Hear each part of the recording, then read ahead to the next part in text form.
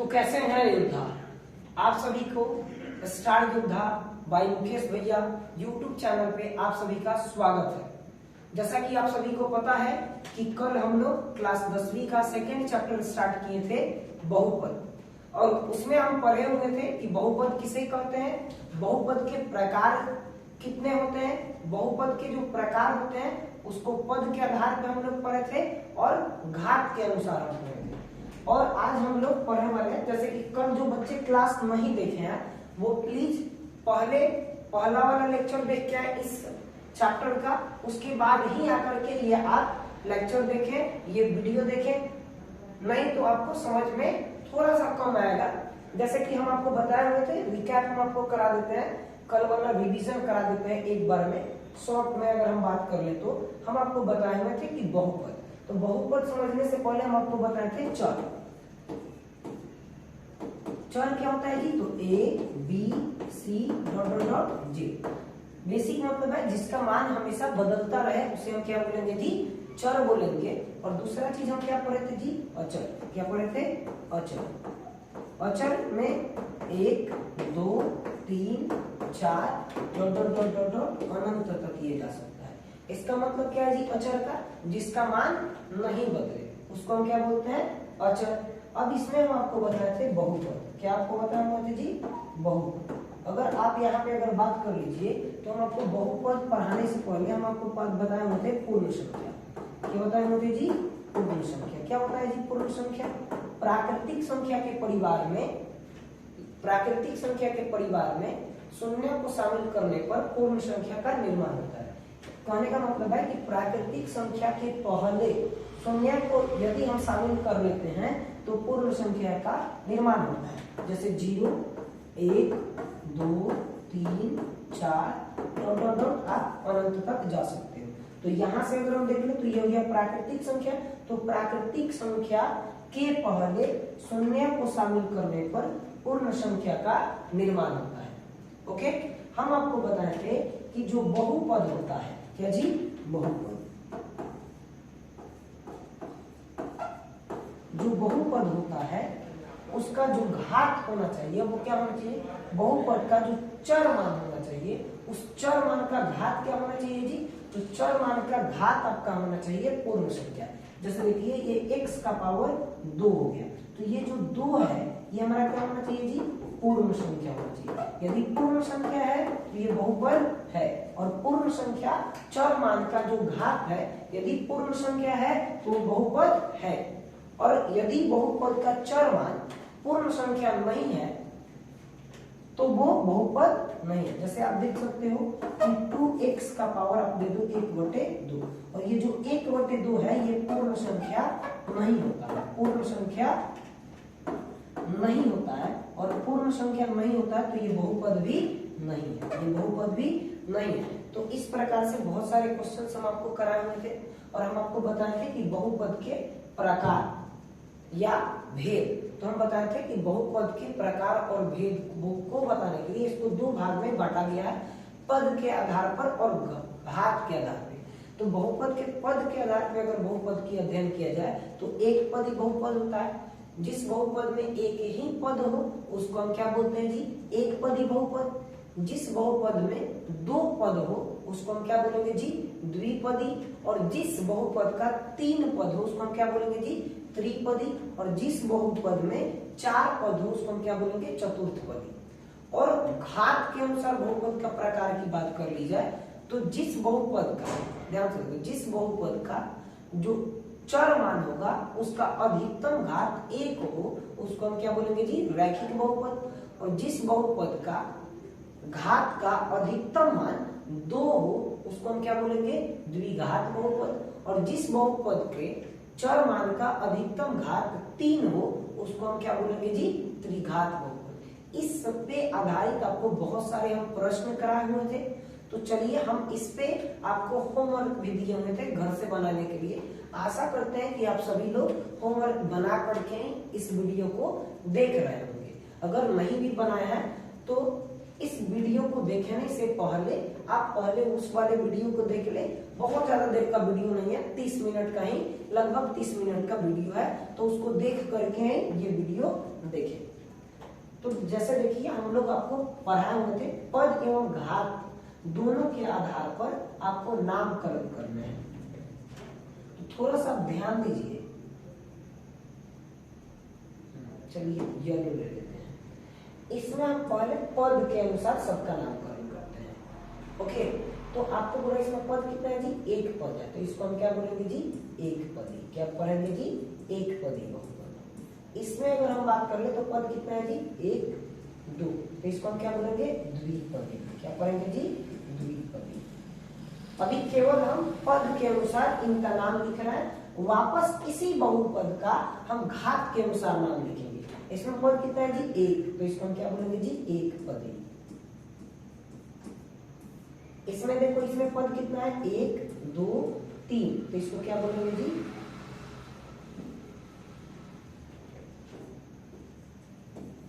त्रिपदी। इसमें पद कितना है, एक दो, कितना है पद जी, दो, तो दो को क्या बोलते हैं जी, द्विपदी बहुपद, द्विपदी।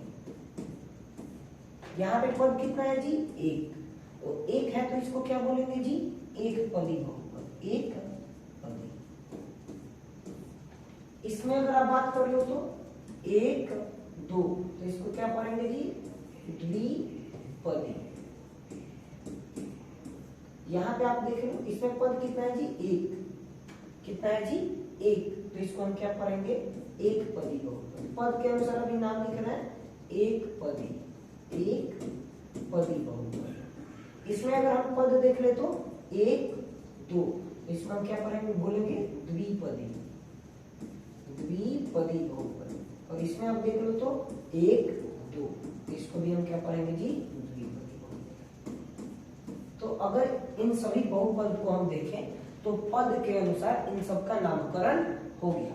अब इसी बहुपद का हम घात के आधार पे नाम बताएंगे आपको। कौन सा कलर ले ले, तो हम ले लेते हैं आपके लिए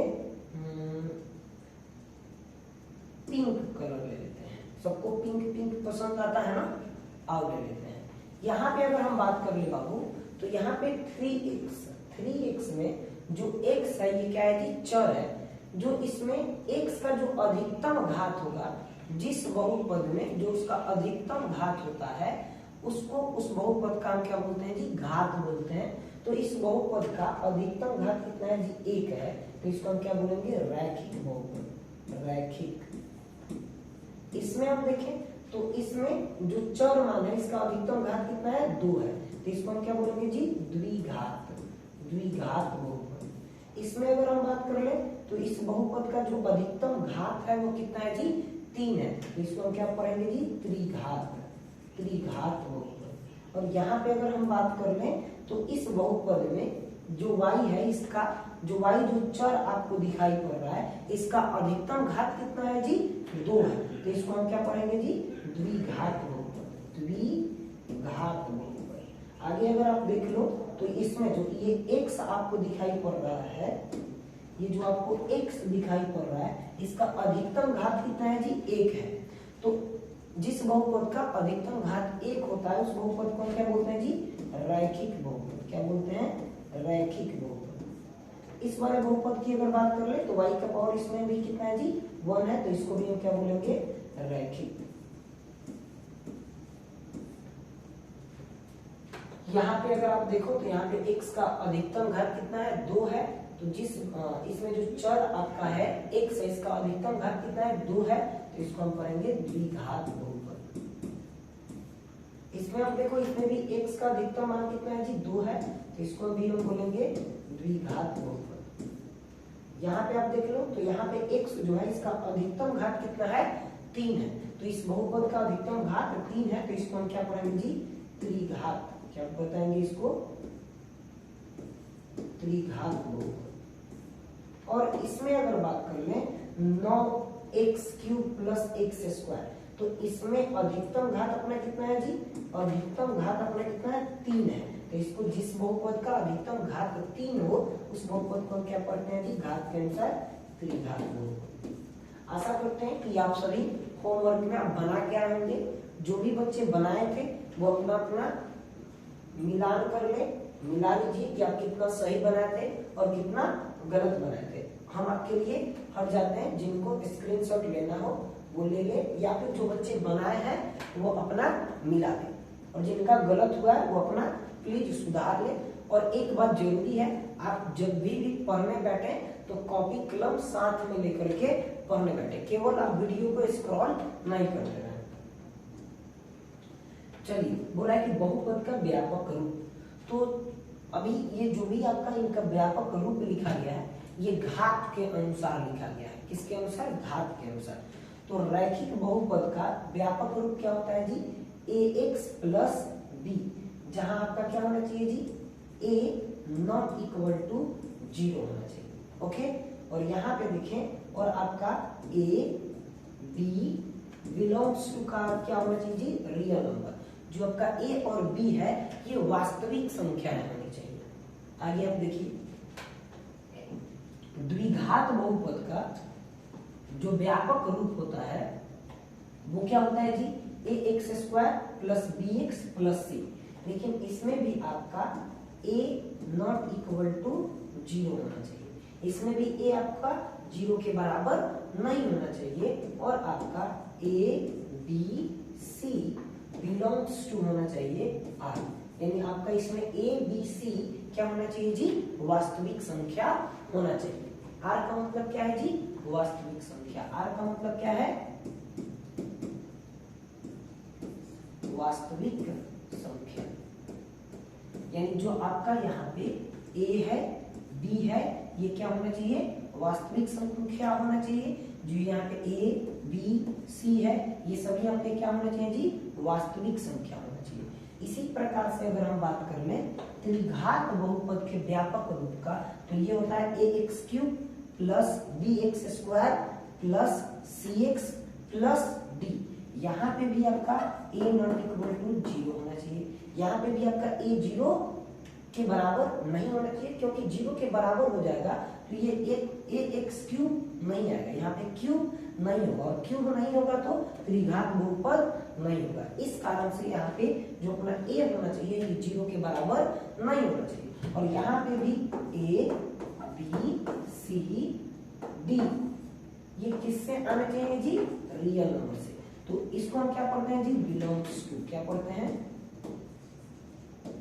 बिलोंग टू। यानी जो अपना ए बी या फिर ए बी सी या फिर ए बी सी डी होना चाहिए, ये सभी क्या होना चाहिए जी? वास्तविक संख्या। इसमें आपकी कोई कंफ्यूजन वाली बात नहीं होगी। आपसे एग्जाम में पूछ सकता है डायरेक्ट कि द्विघात बहुपद का निम्न में से कौन व्यापक रूप है। जैसे ये प्रश्न देखें और आपको ऑप्शन में ये दिखाई पड़े तो आप टिक मार देंगे। इसी प्रकार से आपसे क्वेश्चन पूछ सकता है कि त्रिघात बहुपद के व्यापक रूप निम्न में से कौन से, तो ये वाले आपको दिखाई पड़ने चाहिए। और ये भी पूछ सकता है कि निम्न में से कौन रैखिक बहुपद का व्यापक रूप है, तो इस प्रकार वाला जो आपको दिखाई पड़ेगा उसको आपको टिक मार के आने हैं। अब यहाँ पे है कि ग्राफ से शून्यक। अब आपको बता रहा है कि यहाँ से आप ग्राफ से शून्यक कैसे निकाल सकते हैं। तो आपको पता है कि x डैश x एक्सिस को दर्शा रहा है और y डैश y एक्सिस को दर्शा रहा है। अगर यहाँ पे हम बात कर ले तो x डैश की ओर आपका ऋणात्मक संख्या होता है, यहाँ पे आपका शून्य होता है। x के तरफ आपका 1 2 3 डॉट डॉट डॉट अनंत तक जा सकता है, और इधर आपका -1 -2 -3 -4 इधर भी डॉट डॉट अनंत तक जा सकता है। मतलब डैश वाला जो है ये ऋणात्मक संख्या दर्शाता है। क्या दर्शाता है जी? ऋणात्मक संख्या को दर्शाता है। और जो आपका x वाला है ये आपको धनात्मक संख्या को दर्शाता है। इसी प्रकार से आपका जो y वाला है ये धनात्मक संख्या को दर्शाता है, ये भी अनंत तक जा सकता है। और जो ऋणात्मक वाला है ये आपको जो y डैश वाला है ये आपको ऋणात्मक संख्या को दर्शाता है, जैसे -1 -2 -3 -4। अब यहाँ पे आपसे पूछने वाला है कि इसमें जो ये आपको ग्राफ दिखाई पड़ रहा है, ये जितने बिंदु को टच किया होगा एक्स एक्सिस में, एक्स अक्ष के जितने बिंदु पे ये टच किया होगा एक्स का उतना शून्य होगा, और वाई अक्ष को जितना बार ये टच किया होगा उतना वाई का शून्य होगा। तो इसमें अगर हम बात कर ले तो ये एक्स एक्सिस को, एक्स अक्ष को 2 बार टच किया है तो px का शून्य कितना होगा जी 2 होगा, और y अक्ष वाले को एक भी बार छुआ नहीं है तो इसका शून्य कितना होगा जी 0। इसी प्रकार से यहाँ पे क्वेश्चन है कि इसमें आप बताइए px एक्स एक्सिस में क्या शून्य होगा और y एक्सिस में क्या शून्य होगा। तो आप काउंट कर लो कि एक्स एक्सिस में कितने जगह पे टच किया, तो एक जगह पे, कितने जगह पे एक जगह पे, px का मान कितना हो गया 1, और y वाले का काउंट कर लो कि कितने जगह पे टच किया हुआ है, तो आप देखो 1 2 3, तो py बराबर कितना हो जाएगा जी 3 हो जाएगा। ये एनसीईआरटी बुक में आपको दिया हुआ है, जाकर के आप आसानी से सॉल्व कर सकते हैं। अब बोल रहा है कि शून्य को ज्ञात करना सीखें। शून्य को ज्ञात करना हम आपको सिखाने वाले हैं, तो प्लीज थोड़ा सा आप ध्यान दें। शून्य को ज्ञात करना सीखें, तो ये तो रैखिक बहुपद के शून्य को ज्ञात करने को हम सीख रहे हैं। तो इसमें जैसे शून्य को ज्ञात करने को आपको बोले तो x माइनस 2 बराबर 0, और बचपन से आप पढ़ते हुए आए हो कि x वाले को एक तरफ में रखना है और बिना x वाले को एक तरफ रखना है। यानी आपका है जिसमें चर पद होगा उसको एक तरफ रखो और जो अचर वाला है उसको एक तरफ रखो। तो यहाँ पे x वाले को इधर ही रखते हैं और ये माइनस में उधर जाएगा तो क्या हो जाएगा जी प्लस हो जाएगा। तो x बराबर कितना हो गया जी 2, x बराबर 2। उसी प्रकार से 2 नंबर में देखो तो 3x माइनस 1 बराबर 0, तो 3x बराबर क्या हो जाएगा जी 1, इधर माइनस में उधर जाएगा तो प्लस में हो जाएगा, और x यहाँ पे देखो x के गुना में 3 है, उधर जाएगा तो कितना हो जाएगा जी भाग में, यानी 1/3। यहाँ पे अगर बात कर लो तो 4x प्लस 8 बराबर 0, तो यहाँ पे आप देखो तो 4x बराबर क्या हो जाएगा जी -8, तो x बराबर क्या हो जाएगा जी -8/4, तो x बराबर क्या हो जाएगा 4 × 8 -2। इसी प्रकार से अगर यहाँ पे आप देखें, सॉरी यहाँ पे आप देख लो 5x प्लस 10 बराबर 0, तो यहाँ पे 5x बराबर क्या हो जाएगा -10, क्योंकि 10 इधर प्लस में है उधर जाएगा बराबर में तो क्या हो जाएगा जी माइनस में हो जाएगा। तो 5x बराबर -10, तो x बराबर क्या हो जाएगा जी -10/5, 5 × 10, x बराबर -2 आंसर। अब यहाँ पे देखिए तो 3x प्लस 8 बराबर 0, 3x प्लस 8 बराबर 0 है, तो 3x बराबर क्या हो जाएगा जी -8, और यहाँ पे x बराबर क्या हो जाएगा जी -8/3, ये कटने वाला नहीं है तो x का मान -8/3 होगा।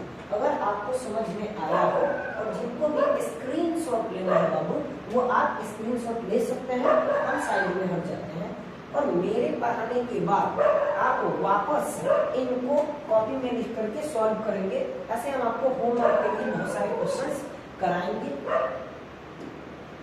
जैसे कि अब यहाँ पे देखिए, ये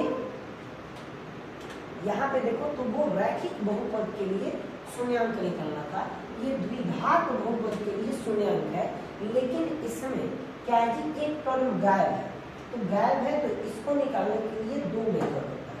तो पहला मेथड तो आपको है कि शून्यांक निकालना है, तो आप देख लो थोड़ा सा हम 3 को बड़ा कर लेते हैं, ठीक है।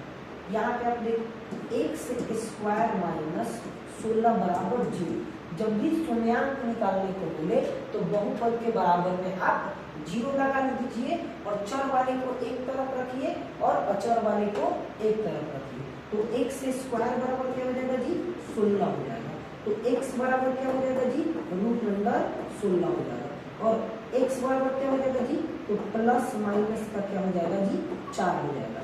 तो ध्यान से देखो, जिस बहुपद का अधिकतम घात जितना होता है उस बहुपद का शून्यांकों की संख्या उतनी ही होती है।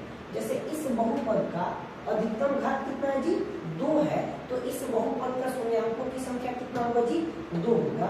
तो आपका x का मान कितना आ गया जी, एक आ गया प्लस का 4 और एक x का मान आ गया माइनस का 4। आप बोल सकते हो अतः शून्यक बराबर 4 माइनस 4। समझ में आया आपको? अब यहाँ पे देखो रूट से बाहर जब भी कोई नंबर निकलेगा तो प्लस माइनस के साथ निकलेगा, इसको हम बोल देते हैं मेथड नंबर 1।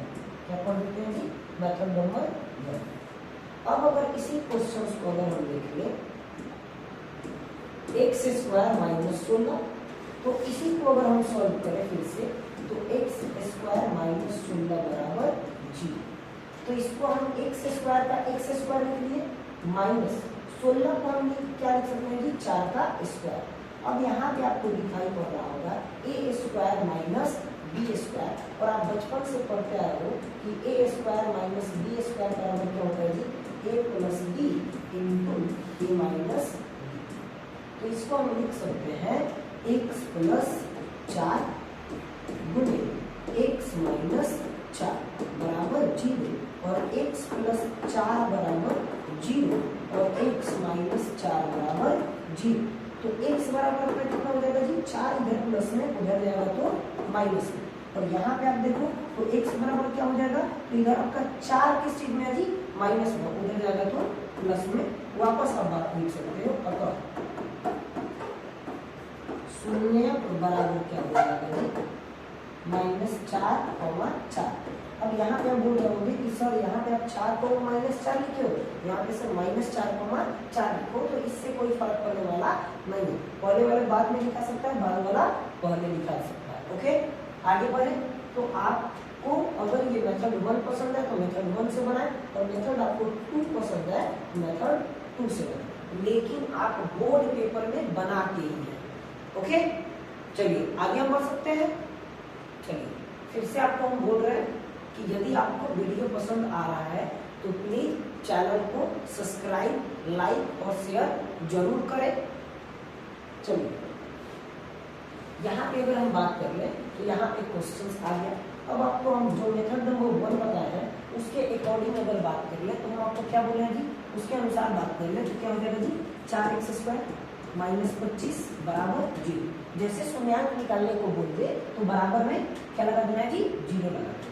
हम क्या बोलेंगे जी 4x स्क्वायर बराबर इधर माइनस में 25 है, उधर जाएगा तो 25 हो जाएगा।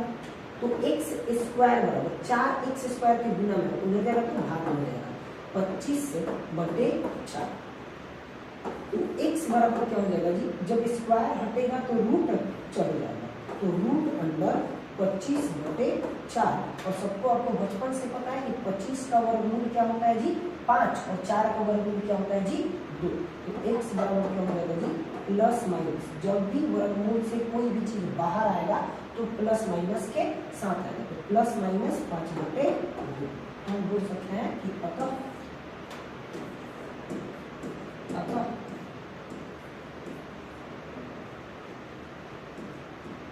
शून्य बराबर 5/2 माइनस 5/2। क्या आपको बात समझ में आई? आपको बात समझ में? चलिए आप अगर इसको मेथड नंबर 2 से भी बनाना चाहें तो बना सकते हैं, और आपको मेथड नंबर 1 भी अच्छा लगे तो आप मेथड नंबर 1 से ही बनाएं। मेरा और आपका उद्देश्य ये होना चाहिए कि यदि एग्जाम में इस तरह के क्वेश्चंस आते हैं तो हम एग्जाम में 4 करके आए, बना करके आए। ठीक है, चलिए आगे बढ़ते हैं। बहुत ज्यादा बकैती नहीं करेंगे हम क्लास में, सीधे डायरेक्ट पढ़ाई की बातें करेंगे और आगे बढ़ेंगे। चलिए आगे बढ़ते हैं। यहाँ पे आपके पास 2 प्रश्न दिखाई पड़ रहे हैं, आप इसका कोशिश कर सकते हैं। हम आपके लिए कुछ क्षण बोर्ड से हटते हैं। चलिए जब भी देखिए ये आपके पास रिकॉर्डेड वीडियो जा रहा है, तो जब भी हम बोर्ड से थोड़ा सा साइड लग जाए आप वीडियो को पॉज करें, स्वयं बनाएं, और नहीं आए तो फिर वीडियो को ऑन करें और मेरा सॉल्यूशन देखें। क्या जो मुकेश भैया हैं इनके जैसा मेरा सॉल्यूशन आ रहा है कि नहीं आ रहा है। और आप लोग प्लीज मुकेश भैया ही बोले, ठीक है। आइए, तो यहाँ पे हम आपको क्या बोले हैं जी, यदि आपको शून्यांक निकालने की बात करें तो जो बहुपद दिया होगा उसके बराबर में आप 0 लगाएंगे। तो यहाँ पे क्या हो गया जी, 9y² माइनस 14 बराबर 0। तो 9y² बराबर क्या हो जाएगा जी, माइनस में इधर 14 उधर जाएगा तो प्लस में 14 हो जाएगा। तो यहाँ पे y² बराबर क्या हो जाएगा जी, 14/1। क्या 9 के पहाड़ा में 14 आता है? बोलिए यस या नो। हाँ, तो आप बोल सकते हो कि सर जी y² बराबर हम क्या लिख सकते हैं जी, 9 9 25 45 9 6 14, 6 बार में कट जाएगा तो y² बराबर 6। तो आपका अगर बात कर ले तो y बराबर क्या हो जाएगा जी, √6। तो आप y बराबर आप लिख सकते हो प्लस माइनस √6, यानी आपका जो शून्यक आया, अतः शून्यक बराबर आपका हो गया √6 माइनस √6। कोई दिक्कत? इससे आप देख लो 9y² माइनस 14 बराबर 0। तो 9y² बराबर 14, क्योंकि इधर माइनस में था उधर जाएगा तो प्लस में हो जाएगा। और यहाँ पे देखो y² बराबर 9 इधर गुना में था, इधर आ जाएगा भाग में, 9 6 14। तो 9y² बराबर 6 आ गया। तो y बराबर क्या हो जाएगा जी, √6। और रूट ये जो आपका है ये पूर्ण वर्गमूल नहीं है, ये परफेक्ट स्क्वायर √6 नहीं है। इस कारण से y बराबर क्या हो जाएगा जी, प्लस माइनस √6। तो यहाँ पे आप देखें, अतः शून्य क्या हो जाएगा जी, √6 माइनस √6। क्या हम आगे बढ़े? चलिए आगे बढ़ते। नेक्स्ट क्वेश्चन पे जितने स्क्रीनशॉट लेना है ले लें प्लीज। चलिए आगे बढ़ते हैं। अगला क्वेश्चन पे हम डिस्कस करते हैं।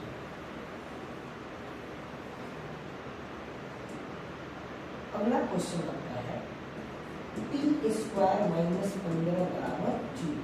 अभी बेसिकली शून्य को निकालने की बात हो तो ऐसे ही आप बुक करें तो t² बराबर क्या हो जाएगा जी, तो इधर माइनस में है, बराबर के उधर जाएगा तो प्लस में। तो t² बराबर 15। तो t बराबर क्या हो जाएगा जी, √15। तो t बराबर हम क्या लिख सकते हैं जी, प्लस माइनस √15, क्योंकि जो √15 है ये भी परफेक्ट स्क्वायर नहीं है। तो ये अपना शून्यांक बराबर क्या हो जाएगा जी, t बराबर 1 हम लिख सकते हैं √15 और एक t बराबर और क्या हो जाएगा जी, माइनस √15। अतः अपना जो शून्यांक होगा, अतः शून्यांक बराबर आपका हो जाएगा √15 माइनस √15। कोई डाउट? किसी तरह का आपको प्रॉब्लम नहीं है? प्रॉब्लम तो चलिए आगे बढ़ते हैं। जिनको भी स्क्रीनशॉट लेना है आप ले लें प्लीज। और जब भी मेरे क्वेश्चंस बनाने से पहले आप मेरे साथ साथ कॉपी पे सॉल्यूशंस करते चले और आपका जहाँ पे मिस्टेक हो वहाँ पे उसका करेक्शन कर लिया करें। ओके, चलिए। और जब भी आप वीडियो देखें तो उसमें कमेंट जरूर करें। यदि आपको वीडियो पसंद आए तो वीडियो को लाइक शेयर जरूर करें, ठीक है। और सब्सक्राइब नहीं किए हैं तो सब्सक्राइब तो एकदम कीजिए और अपने दोस्तों को से भी कराइए। चलिए आगे बढ़ते हैं। यहाँ पे आ गया आपका गुणनखंड। ये 3 वाले आपके पास आ गए गुणनखंड।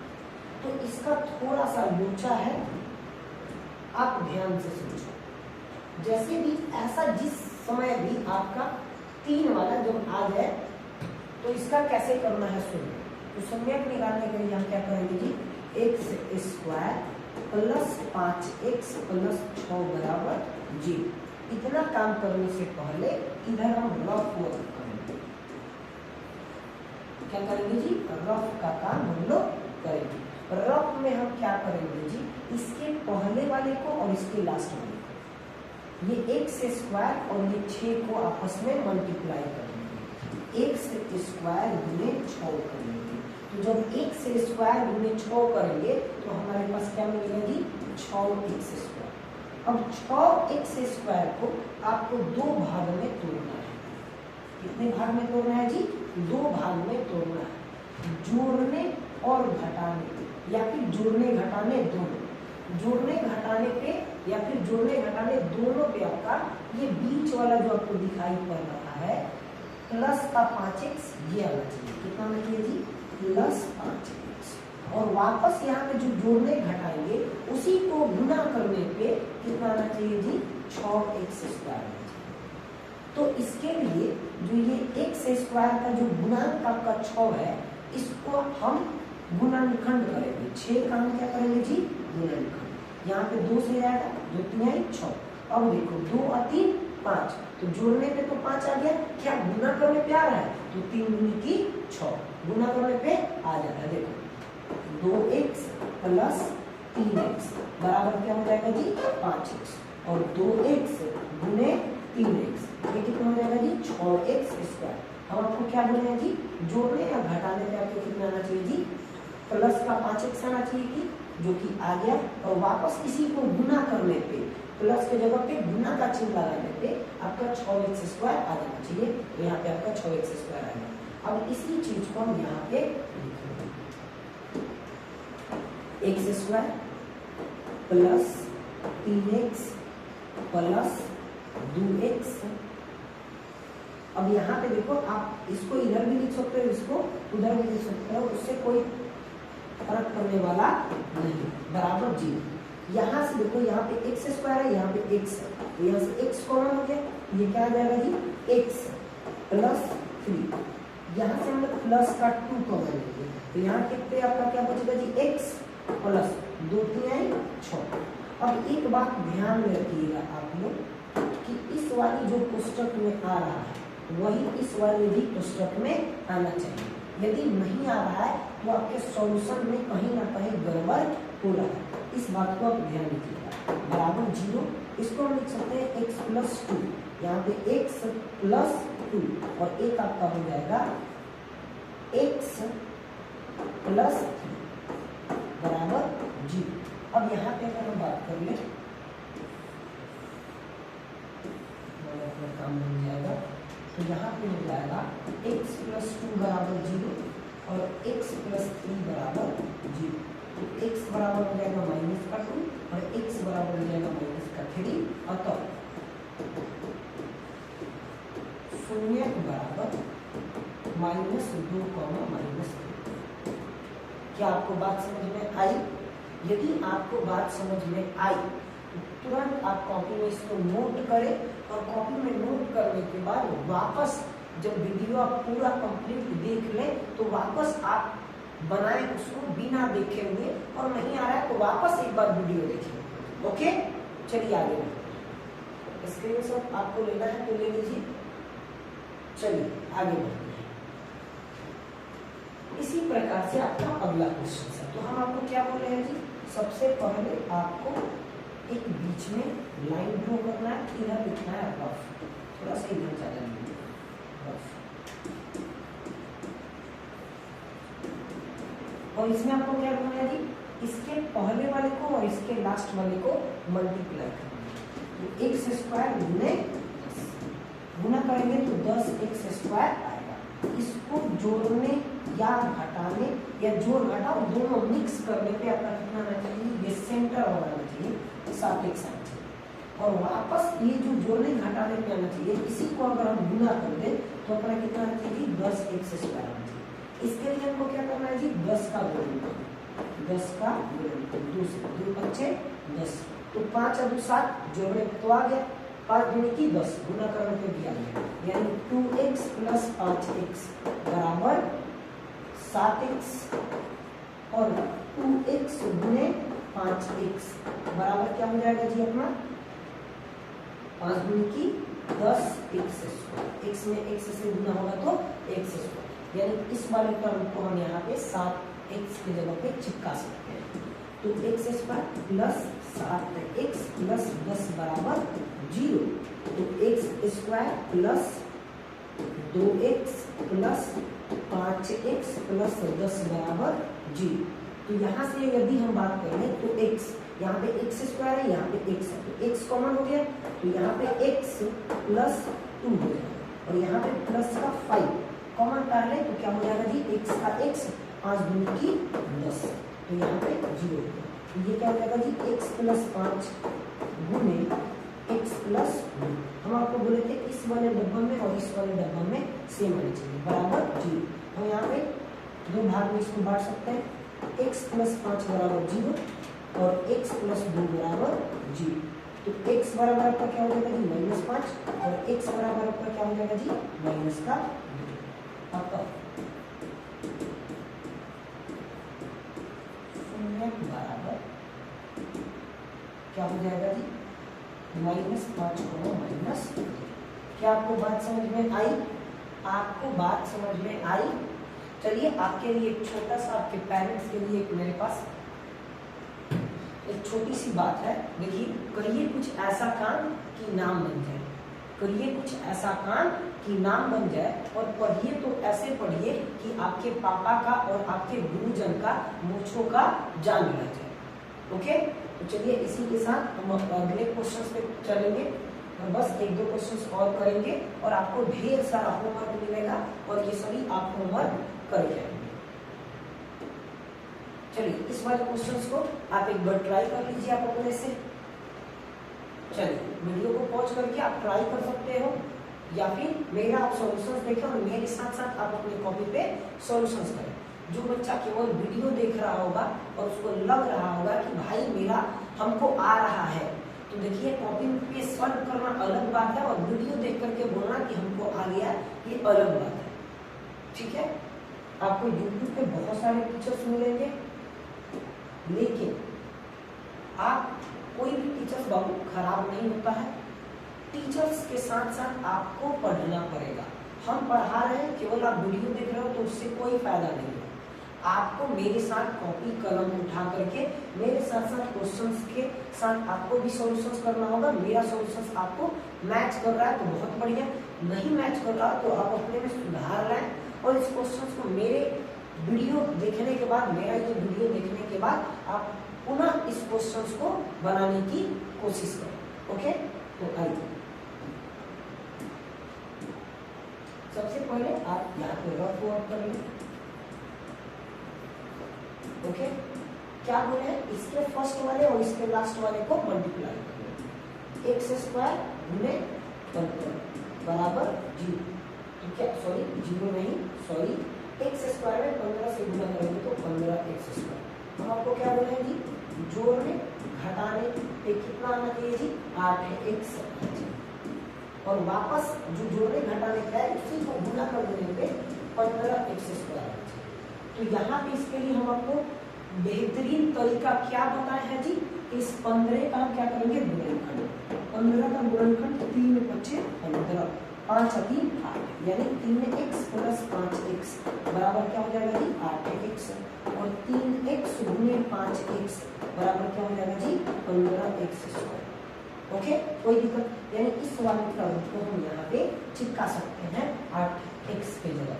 तो आइए x square plus 8x plus 15 बराबर 0 शून्यांक निकालेंगे तो उसके बराबर हम 0 लिखेंगे। उसके बाद नेक्स्ट वाला स्टेप करेंगे, x square plus 3x plus 5x plus 5 बराबर 0।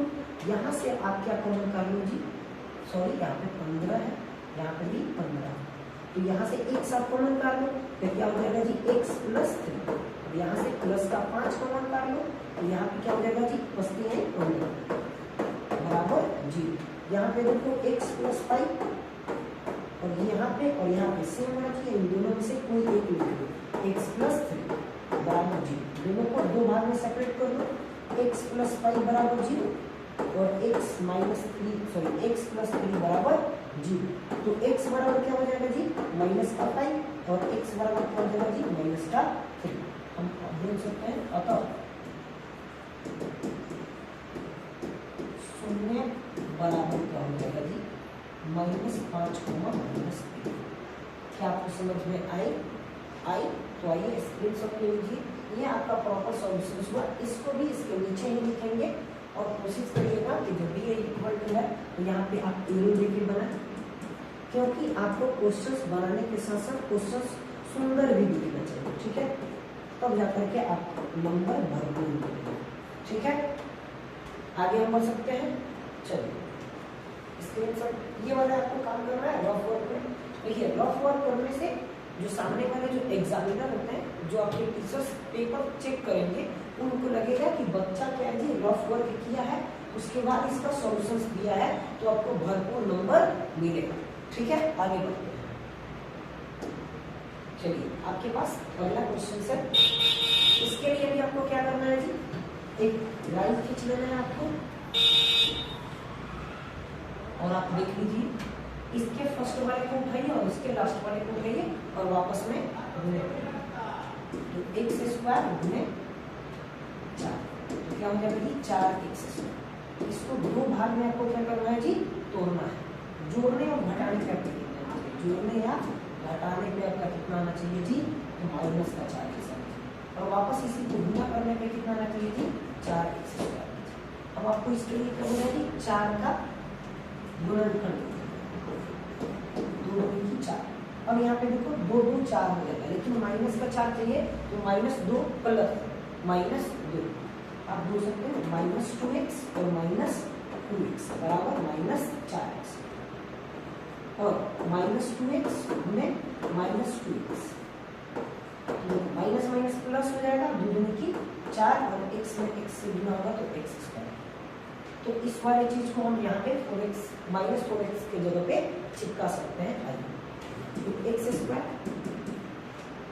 -4x प्लस 4 बराबर 0, तो x² -2x प्लस 4 बराबर 0, तो x यहाँ से कॉमन हो गया, तो x -2 हो जाएगा, और यहाँ से माइनस का क्या करो जी, 2 कॉमन करें, ये क्या हो जाएगा जी, x प्लस माइनस माइनस, यहाँ पे देखो प्लस और यहाँ पे माइनस है, और ये देखो माइनस माइनस क्या हो गया, प्लस हो गया, ये प्लस माइनस माइनस, 2 दूनी की 4 बराबर 0।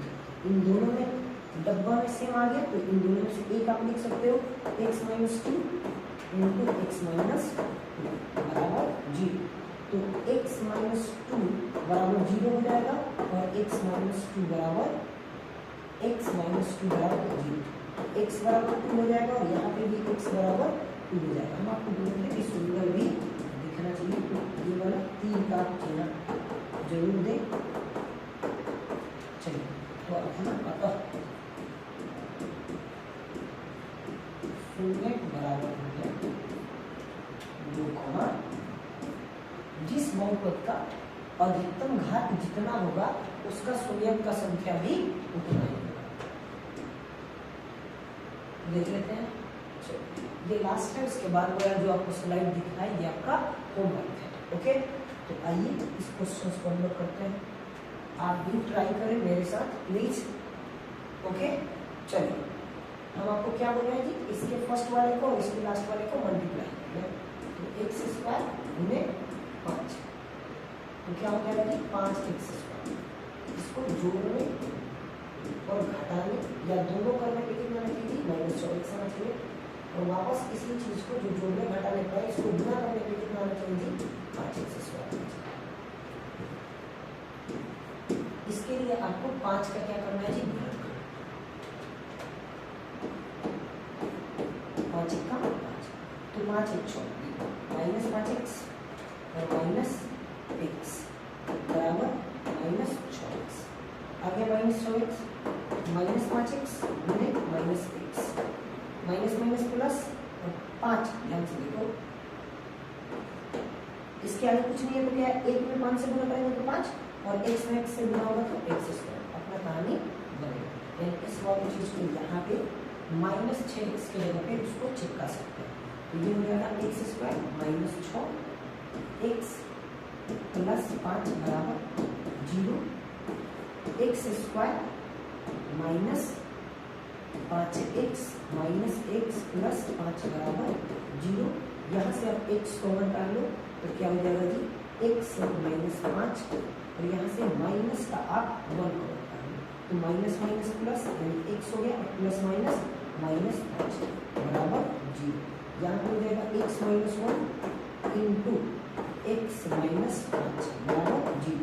यहाँ से हो जाएगा x माइनस 1 बराबर 0, और ये हो जाएगा x माइनस 5 बराबर 0। तो यहाँ से आपका x बराबर क्या हो जाएगा जी, प्लस का 1, और यहाँ से आपका x बराबर क्या हो जाएगा जी, प्लस का 5। अतः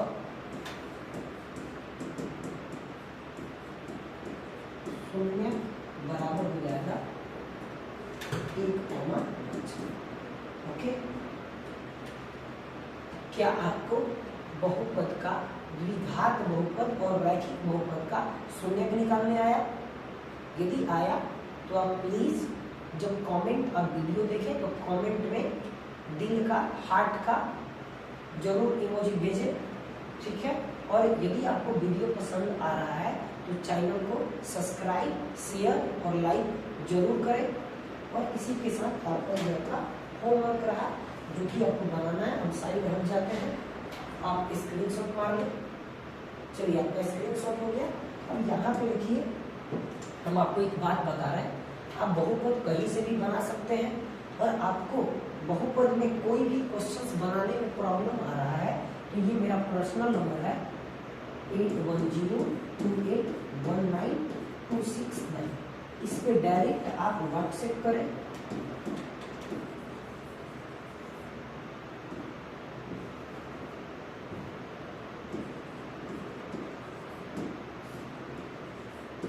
यहाँ पे आप डायरेक्ट व्हाट्सएप करें और डायरेक्ट मेरे पास क्वेश्चंस भेजें। आपको 10 मिनट के अंदर, यदि हम फ्री होंगे तो 10 मिनट के अंदर उस क्वेश्चंस का आपके पास सॉल्यूशंस चला जाएगा। ओके, 10 मिनट के अंदर आपको इस नंबर पे कोई भी बहुपद या किसी भी चैप्टर का, यदि आप मेरे व्हाट्सएप पे यदि उस क्वेश्चंस का आप फोटो खींचो, क्लिक करो, मेरे पास भेजो, उसका सॉल्यूशन या उसका एक पेपर में आपको बना करके आपके पास 10 मिनट के अंदर उसका सॉल्यूशन प्रोवाइड कराया जाएगा। यदि हम छुट्टी में हो तब, नहीं तो आप रात 9 बजे के बाद मैसेज करें।